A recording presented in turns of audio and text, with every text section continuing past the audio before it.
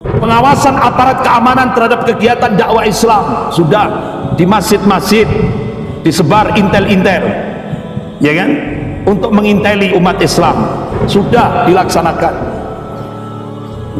Makanya seringkali saya sampaikan, pekerjaan yang paling dilaknat oleh Allah Subhanahu wa taala itu adalah tajasus, nginteli sesama muslim. Bismillahirrahmanirrahim. Rindu surga.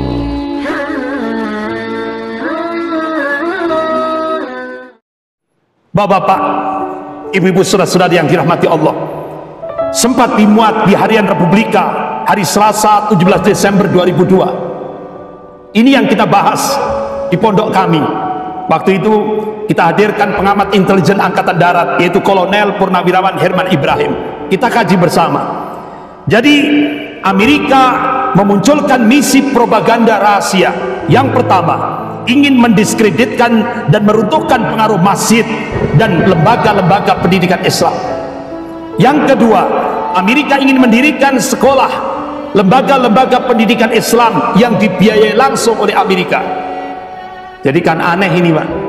Amerika bikin lembaga pendidikan Islam ala Amerika. Ya tentunya di dalamnya penuh dengan liberal, ajaran-ajaran liberal, liberalisme. Kemudian yang ketiga, mengajarkan Islam seperti, artinya mengajarkan Islam ala Amerika. Ini propaganda. Oleh karena itu Profesor Dr. Din Samsudin beliau memberikan statement. Banyak pihak yakin bahwa memang pemerintah Amerika Serikat tidak ingin melihat dunia Islam bangkit. Kata Profesor Din Samsudin, dia memberikan statement, Amerika tidak ingin Indonesia bangkit, Islam di Indonesia bangkit. Oleh karena itu misi propaganda rahasia ini digerakkan dengan jutaan US dollar. Akhirnya benar, Amerika memberikan hibah terbesar untuk Indonesia sejumlah 486 juta US dollar. Dan ini diberikan langsung lewat Menko Kesra, di kantor Menko Kesra oleh Dubes Amerika Repel Boyce. Jadi 486 juta US dollar itu akan diangsur oleh Amerika selama 5 tahun, sejak tahun 2004 sampai tahun 2009 kemarin. Rincian alokasi dana 236 juta US dollar untuk kemanusiaan, 75 juta US dollar untuk pangan, 157 juta US dollar untuk pendidikan nasional. Barat tidak terkenal makan siang gratis. Artinya Amerika memberi itu ada take and give. Apa syaratnya? Indonesia yang pertama, Indonesia harus menghindari isu-isu Islam. Ini sudah dilaksanakan. Yang kedua, Indonesia harus mensupport gerakan Islam liberal. Sudah apa belum? Sudah dilaksanakan. Syarat yang kedua. Syarat yang ketiga, Indonesia harus melakukan usaha pendekatan 3 agama, Yahudi, Islam, dan Kristiani. Sudah, ya kan? Yang keempat, pengawasan aparat keamanan terhadap kegiatan dakwah Islam. Sudah di masjid-masjid disebar intel-intel, ya kan, untuk menginteli umat Islam. Sudah dilaksanakan. Makanya seringkali saya sampaikan, pekerjaan yang paling dilaknat oleh Allah Subhanahu wa taala itu adalah tajasus, nginteli sesama muslim. Itu pekerjaan yang paling dilaknat oleh Allah Subhanahu wa taala. Oh pernah itu Pak, saya sampaikan di masjid mana gitu di luar kota. Wah, akhirnya selesai acara, intelnya datang ke saya, Ustaz, saya rugi jadi manusia. Akhirnya, gimana Ustadz supaya saya tidak dilaknat oleh Allah? Langsung saya jawab, nginteli orang kafir itu pahalanya gede, pahalanya besar. Nginteli orang kafir, jangan nginteli sama muslim. Kenapa? Tidak mungkin umat Islam itu mau menghancurkan negaranya sendiri. Tidak mungkin, impossible.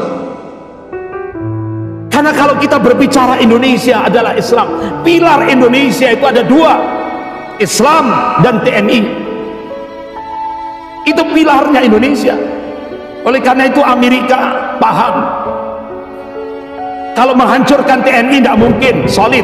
Oleh karena itu hancurkan Islam untuk melemahkan Indonesia. Nah itu strateginya.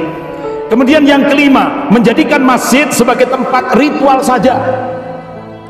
Ini di Malang, Pak. Di Malang itu, di tempat saya, jangan harap ya, kalau khutbah masalah jihad jangan harap sudah ya. Jadi benar-benar masjid itu hanya di setting ritual saja, sholat sudah cukup, tidak ada yang lain. Makanya ini Ketua Majelis Ulama Indonesia Pusat Bapak Kiai Haji Khalil Ridwan LC, beliau memunculkan dimulai dari Masjid Al-Azhar, dimunculkan pengajian politik Islam. Karena apa? Kalau umat Islam buta politik, otomatis dikadali terus, Pak.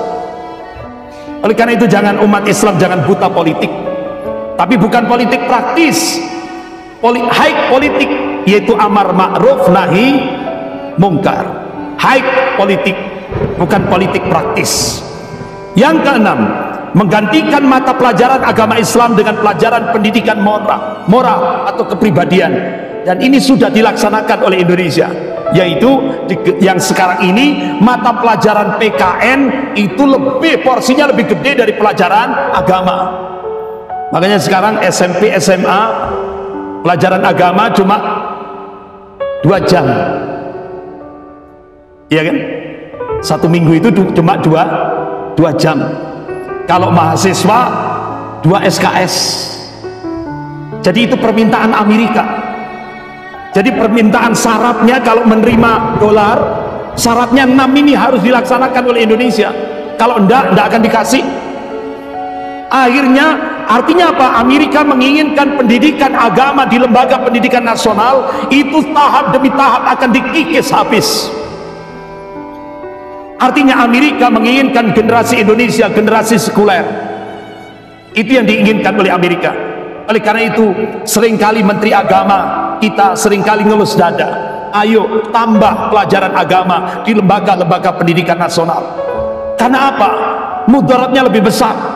Itu Bapak-bapak, ibu-ibu yang dirahmati Allah. Belum lagi Australia. Australia membantu 506 madrasah sanawiyah di 9 provinsi. Jawa Barat, Jawa Tengah, Jawa Timur, Sumatera Selatan, Lampung, Banten, Kalimantan Selatan, NTB, dan Sulawesi Selatan. Ini Bali ini aman, ya kan? Bali tidak kena ini. Ya. Jadi Australia dropping 500 miliar rupiah lewat madrasah sanawiyah. Jadi ngasih 500 miliar itu bukan gratisan, Pak. Syaratnya akidah wala wal bara tidak boleh diajarkan di madrasah sanawiyah. Itu syaratnya. Saya mencoba untuk melakukan riset mulai dari Malang sampai Banyuwangi, Malang sampai Ponorogo. Ketika saya diundang di pengajian Ahad pagi di Universitas Muhammadiyah di Ponorogo, saya coba tanya, ini proyek Australia 500 miliar sudah nyampe Ponorogo apa belum? Apa jawabannya? Ustadz, sudah dan rebutan. Astagfirullah. Ini Pak. Oleh karena itu saya teringat akan peringatan Rasulullah. Qala Rasulullah sallallahu alaihi wasallam, inna likulli ummatin fitnah wa fitnatu ummati al-mal. Setiap umat itu ada ujiannya, dan ujian bagi umatku adalah mal, harta, fulus. Ini ujian bagi umat Islam, fulus. Seringkali kita lihat banyak orang menjual akidahnya demi fulus. Ma'asyiral muslimin rahimakumullah. Kolonel Purnawiran Herman Ibrahim ketika di pondok kami, beliau memberikan statement, intelijen dalam praktek tidak berada dalam ruang hampa. Dia membawa misi ideologi dan kekuasaan. Celakanya, kata beliau, setelah tumbangnya komunisme internasional Uni Soviet, ada sebuah konspirasi global yang menetapkan Islam sebagai musuh dan ideologi yang harus dihancurkan. Dalam ruang itulah intelijen Indonesia bekerja dan menari mengikuti irama genderang perang yang ditabuh orang lain. Kata beliau, menyebalkan. Bapak-bapak, ibu-ibu, saudara-saudara yang dirahmati Allah, ini ada sebuah teori destruction of a state, untuk menghancurkan sebuah negara yang sehat. Kalau kita lihat di slide depan itu, ciri negara yang sehat: stabilitas bagus, stabilitas keamanan bagus, growth, pertumbuhan ekonomi bagus, equity, keadilan ditegakkan. Itulah ciri negara yang sehat. Amerika tidak ingin Indonesia menjadi negara yang kuat. Akhirnya diciptakanlah instabilitas. Lewat apa? Mixed mission, misi campur, lewat intervensi politik, intelijen, ekonomi, dan lain-lainnya.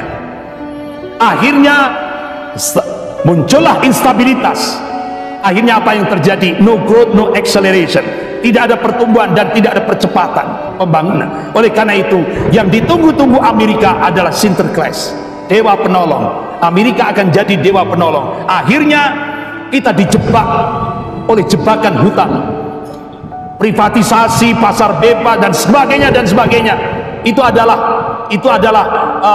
strategi imperialis untuk melemahkan Indonesia menjadi bangsa yang kuat.